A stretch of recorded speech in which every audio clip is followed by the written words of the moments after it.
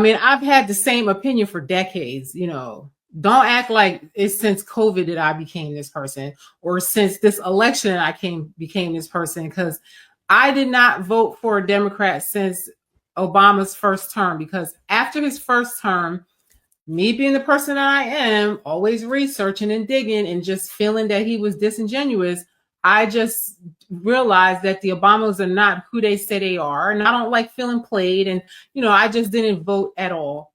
The next election, I think it was Hillary Clinton and Trump, I think. And I didn't even vote at all in that election. And Hillary Clinton, I could not stand her. And I would have never voted for her. And the jury was out on Trump because I just didn't see him as a politician at that time. And I didn't really know much about what he was trying to do. And so I just sat that election out. But I never voted for another Democrat again after that. So, you know, I've just always had the opinion that Democrats were just full of shit.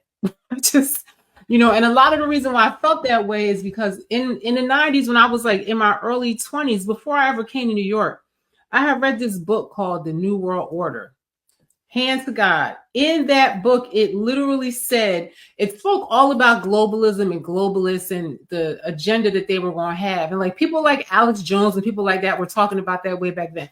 Of course, I thought they were crazy because I just didn't see that this would happen. It seemed like science fiction almost, or like any sci-fi novel I had read, because I love sci-fi and I have read a lot of books like that.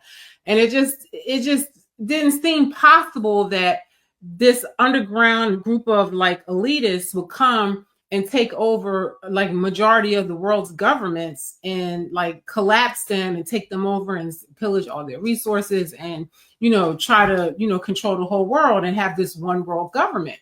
But the one thing that really stood out for me in this book, why I just never trusted Democrats, is because in the book, it was a whole section on what their agenda was. But the main thing that stuck out to me was there was going to be this situation where they will force a medical product on the people.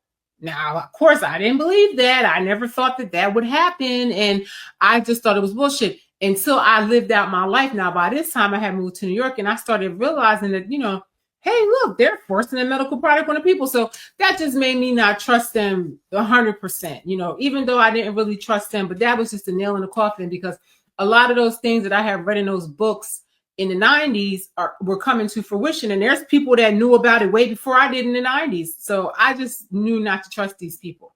Not to mention Biden was a senator in my tri-state area, and he was a crooked, hot, prejudiced, demonic ass back in those days.